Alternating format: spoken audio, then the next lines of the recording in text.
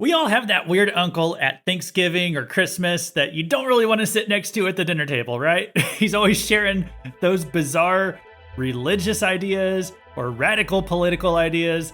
Everybody's got that crazy uncle like that, right? It's not just my family. Well, you know what? I did have that at my family Thanksgiving this year. The first time I saw him was when I looked in the mirror that morning.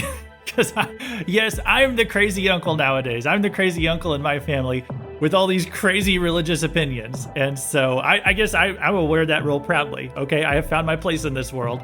I am your crazy uncle. So in today's edition of the Crazy Uncle Podcast, we're going to build on what the past couple of lessons have been talking about, where we established who the sons of God are and who the Nephilim are. Okay, so we are moving forward from there. We're going to talk about somewhere else that the Nephilim show up after the flood of Noah. Yes, they did come back after the flood. And so first we had to establish how they first showed up before the flood. And now we can talk about how they came back after the flood. So if you're not on board with that, you just need to go back and listen to the last couple episodes again until you are, okay? That's all I can tell you. If you are on board, grab a Bible, turn to Numbers 13, and let's get weird.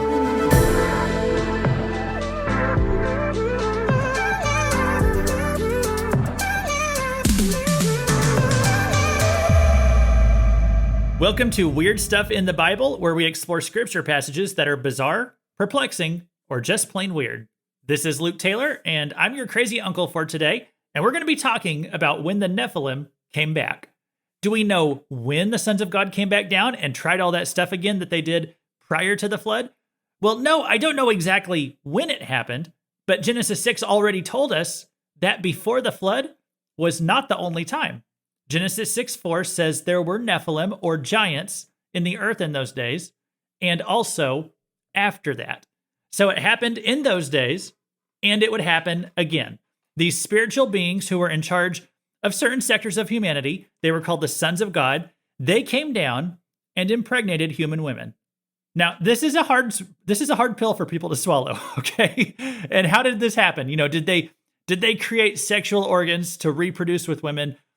Essentially the normal way that humans reproduce. Okay, perhaps they did that. That's my theory on how they did it.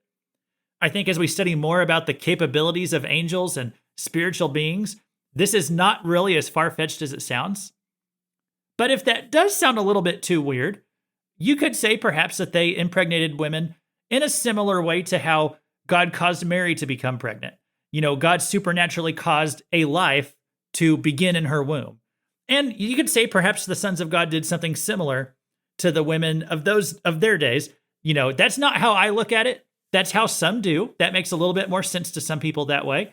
So regardless of how exactly it happened, like the mechanics of it all, the Bible is clear that it did happen. Okay, now I don't know if it was the same sons of God who tried it the first time, and maybe they just hadn't been locked away yet, or maybe it was a different group of the sons of God. But oops, they did it again, and so after the flood, there are once again Nephilim on the earth. The original line of Nephilim, they all died. Okay, they didn't survive the flood, but there was a phase 2 at least, if not more phases, but there was at least a phase 2 line of Nephilim once again after the flood. It appears that they populated the land that was promised to Abraham and his descendants.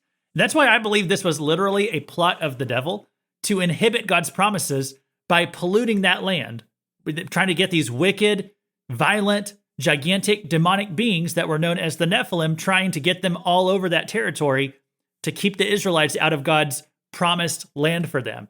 So they messed around with human women, and they created this alternative race of beings. And again, they're much larger in size than regular humans, okay? If we go all the way back in biblical history, there was a period of time where Abraham's descendants, where they were living in Egypt, and eventually they become enslaved there. Okay, but then God sent this man to set them free and bring them to the promised land. You've probably heard of this guy. His name was Charlton Heston, and he's the one who went and stood before Pharaoh. He got the children of Israel set free, and so they traveled through the Red Sea. They went through various trials. They come upon the land of Israel. And from this point on, Charlton Heston sends 12 spies in to check out the land and to come back with a game plan for how to take it. Okay, I'm receiving a transmission right now from the Luke of the future. He's telling me that this Charlton Heston joke is not landing because, listen, I grew up watching that 10 Commandments movie like again and again and again when I was like 7 years old. But I don't think most people probably are familiar with that anymore. That was the actor who played Moses back in the day. Okay, so maybe I'm a little old fashioned in that sense, but Moses. Okay, that's who obviously I'm talking about, Moses here. So he sent 12 spies in to check out the land, and they came back with a game plan for how to take it. Okay, however, 10 of the 12 spies don't bring back a favorable report as they go and check out this territory.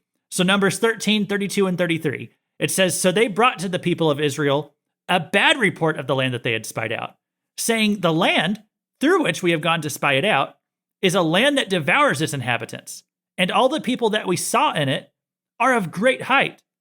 And there we saw the Nephilim, the sons of Anak, who had come from the Nephilim, and we seemed to ourselves like grasshoppers, and so we seemed to them.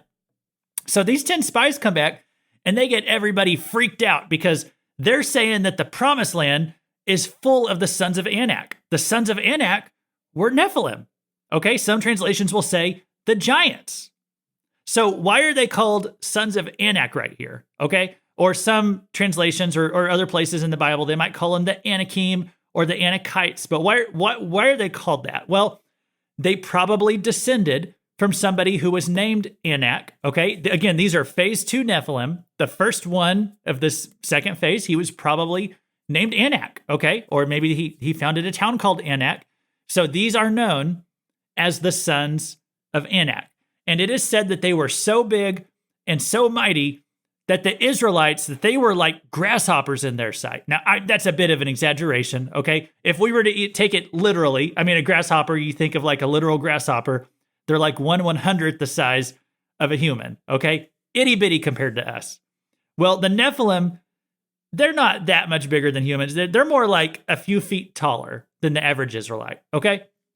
As we will read in the Bible, in a few places where they are described, they're more like 7 to 10 feet tall is kind of their range of height that we usually see. So they're not, 10 stories tall, 100 stories tall. It's not like that. It's not like Godzilla, but they are just like an extra large size of human, okay? It's a bit of an exaggeration to pull out the grasshopper thing. But listen, I certainly acknowledge that they would have seemed intimidating to come across, okay? Like yeah, you wouldn't want to go pick a fight with them, sure. But God had told them that they could do it. That's a key point here. He said he was going to help them. They were going to be successful. And yet they were too afraid. They were too fearful. And so then God told them they're going to have to spend the next 40 years in the wilderness, 40 years in the desert until all of the cowards died out. And then the next generation could move in and they would fight the giants. So it was not God's intention to drown the giants once again with some cataclysmic flood. Okay, this time, God's intention was to have the humans wipe out the giants. And so that is what they were going to do. They came back 40 years later, Deuteronomy 9, verse 1. It says, "Hear, O Israel, you are to cross over the Jordan today to go in to dispossess nations greater and mightier than you, cities great and fortified up to heaven." Verse 2, "A people great and tall, the sons of the Anakim, whom you know, and of whom you have heard it said, who can stand before the sons of Anak?" Verse 3, "Know therefore today that he who goes over before you as a consuming fire is the Lord your God. He will destroy them and subdue them before you, so you shall drive them out and make them perish quickly, as the Lord has promised you." So you see, when God puts something in front of you to do, he expects you to do it, okay? Or at least to try. But these guys, they chickened out, the original guys, they chickened out. They didn't have enough confidence in themselves, and they didn't have confidence in God to help them, okay? Hear me, people. Not having enough self-confidence, that is not an excuse that flies with God, okay? When God says to do it, you do it. I'm not going to get preachy. I was just throwing that in for free right there. Something to remember. Okay, so what happened when they got back into the land and they fought these giants and did actually kill them off? Was that the end of the Nephilim? Well, yes and no. Okay, yes, they did wipe out the Anakim, but we will find that there were actually a few different pockets of giants that were scattered around. Some were the Anakim, there were the Rephaim, and we're gonna explore all that as we get into next week's lesson. So hey, make sure you're subscribed because we want to continue on this journey through the Bible. We're going to get back into it next week. And I'm going to spend one more week here talking about this Nephilim stuff. I want to throw in a mailbag right here. I had a lot of response on the previous episode. And I appreciate the comments. I try to pick at least one to read on every episode. And so Joe, he says, the phrase, which species of early human? That is indeed humorous, though unintentionally. Angel-human hybrid isn't strictly human. So what Joe's talking about right there is in the previous episode, he's referring to an article that I referenced, and this was from Business Insider, and it included a line questioning which species of early human must have used these gigantic axes that were discovered in an archaeological find over in England. And so, of course, when they talk about early species of human in that article, they are looking at it from an evolutionary perspective. So they are thinking of like maybe there were these gigantic humans who must have lived long ago before they eventually evolved into the smaller humans of today. And I just thought it was funny the article put that line in there about which species of early human was it? Because, okay, that's not what I believe humanity came from. But yes, there was a human adjacent species who created those axes. And so it was an interesting line for a Business Insider to use that to describe it. So yeah, that's why I kind of highlighted that line there, Joe. That was something that stood out to me too. So guys, if you want to send more comments or emails, questions, whatever, weirdstuffinthebible@gmail.com. That's my email. Or if you're on a platform that takes comments, you could always do that as well. Now, if you remember a few episodes back, we started into an exploration of the book of Jude. And I said that for you to understand what was coming next in Jude, you needed to understand about the sons of God and the Nephilim, because Jude, this is a book that is about the world right before the end of the world. Jude is trying to teach us something about living in those last days. And if those are the days that we're living in, then Jude has something to teach you and I. So let's look at Jude 5 and 6 today. And we're going to start with verse 5 right here. He says, "Now I want to remind you, although you once fully knew it, that Jesus, who saved a people out of the land of Egypt, afterward destroyed those who did not believe." Wow, what a powerful verse right there. You know, some people talk about how they like Jesus, but they aren't so crazy about the Old Testament God. Guys, Jesus is the Old Testament God. He said, if you've seen me, you've seen the Father. And Jude says right here, Jesus was the same God who killed off an entire generation in Numbers and Deuteronomy because they were afraid of the giants. I mean, Jesus did that. It's like, wow, what a verse right there. You know, if your Jesus is a wimpy savior who was like too gentle to even use a fly swatter, you've got the wrong Jesus, okay? The real Jesus puts a sword in your hand and he tells you to go slaughter those half-demon human hybrids that are causing trouble in your neighborhood. If you think that sounds a little bit too hardcore, just remember he had David do it with a slingshot. Okay, so these Israelites had it easy compared to David. And let's remember what Jude is about, the book of Jude. The book of Jude is about apostasy. It's about falling away from God. And 2 Thessalonians says that just before the tribulation and the Antichrist and all that, he said there is going to be a great falling away. And when it says that, it's not talking about the rapture right there. I believe in the rapture, but the falling away is not the rapture, okay? The rapture is going to be a good thing. The falling away, that's a bad thing. It's a departure from the faith. It's people rejecting the truth of God and the gospel and the lordship of Jesus Christ over everything. Guys, there are a lot of people in churches that they will call Jesus Lord with their lips, but they won't make him their Lord. And that is apostasy. And that's what Jude is dealing with right here. So remember that everything in Jude is in threes. I covered this on my introductory to Jude episode. That was like episode 4. Okay. Everything in the book of Jude comes in threes. And so in verses 5, 6, and 7 of his book, he gives 3 examples of things that lead people to commit apostasy. The first one covered in verse 5 here is fear. The faithless, fearful Israelites who would not go in and take the promised land. So God, or Jesus, as Jude says it, Jesus took them out of slavery in Egypt. He took them through the waters of the Red Sea. And then they crossed the desert, and he led them as a pillar of fire and a cloud by day, pillar of fire by night. And he brought them to their special land. Right as they get here on the border of it, They chickened out. They chickened out because of the giants. And Jude says, this is just like those apostates. They hear the gospel, they believe Jesus is real, but they won't follow him and do what he says. Hey guys, listen.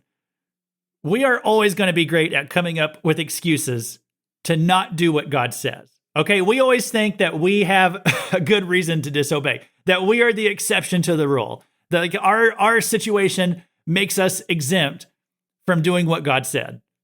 And we look at our problems, or we look at the things that we struggle with, our temptations, we look at our place in life, and we say, well, listen, guys, I'm a grasshopper. That's a giant. Okay, and we say like that's our excuse for not dealing with it. Hear me out, guys. If you look at the Israelites who were afraid to fight those giants, if you're on their side, if you're saying, well, hey, they had a point.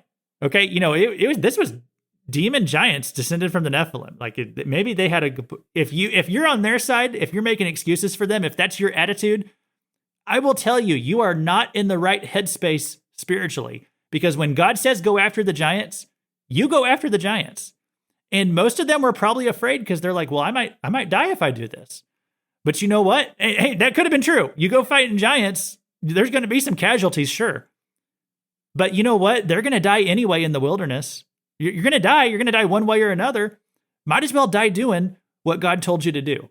So this is the first example that Jude points to teach us about things that will pull us away from God. And it's being a coward. It's being afraid to step forward and do what God has said to do. Instead, you make excuses and you try to back away. You call yourself the exception. Oh, yeah, I was going to go fight the battle, sure, till I found out it was giants. I don't know if God was, was he prepared for how many giants were going to be over there? You know what? If God told you to do it, you do it. And someone who's not brave enough to stand for God and do what he says is a coward. And fear will drive somebody away from following God. What else will what else will make an apostate? Jude 6. In the angels who did not stay within their own position of authority, but left their proper dwelling, he has kept in eternal chains under gloomy darkness until the judgment of the great day. So the second thing that Jude wants us to know about are the sons of God who rebelled. Remember the New Testament word for spiritual beings? It's a little bit more vague. When it says angels, that's a kind of a generic term for spiritual beings. The Old Testament is more specific. It calls them the sons of God. And these are beings whose job it was that they were assigned to their own territories over humanity. And they had a job that was to come to God's divine council meetings, and they were to act as representatives for their regions. However, Genesis tells us that they became entranced with human women. And so they left their positions up in the heavenlies, and they came down to interact and even to reproduce with human women. And so, as I said in the last episode, this is the weirdest thing that I believe. And yet, it's what the Bible says. And I'll tell you what, guys, I have it on pretty good authority that the Bible is true. So as I said before, I don't know how many times they did this. There was a phase where it happened before the flood, and they clearly did it at least one more time after the flood. And perhaps they thought, God says he's not going to flood the earth again. Maybe we could get away with it this time if we just tried it once more. And only Jude says they didn't get away with it, because it says they've been locked away in chains in gloomy darkness. And that's referring to a dungeon in hell. So they've been locked away down there for a future judgment called the final judgment, probably talking about the great white throne judgment that's spoken of at the end of Revelation. And at that point, these sons of God who sinned, they are going to be thrown into the lake of fire for all eternity. So 2 Peter 2, this is a chapter that runs parallel to the book of Jude. And it's really fascinating. You put those two chapters side by side, the book of Jude and 2 Peter chapter 2, they will illuminate each other quite a bit. So 2 Peter 2:4, it says, "For if God did not spare angels when they sinned, but cast them into hell and committed them to chains of gloomy darkness to be kept until the judgment."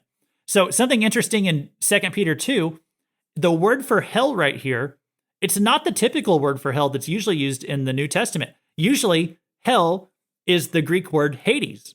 But right here, the Greek word for hell is Tartarus. And this is referring to the deepest and darkest part of hell. Hell actually has different levels. Some places in hell are worse than other places. And so these sons of God, the ones who mated with human women, It says they were cast down into the deepest, darkest, worst part of hell, a place that is known as Tartarus. So these sons of God were apostates. They knew the truth.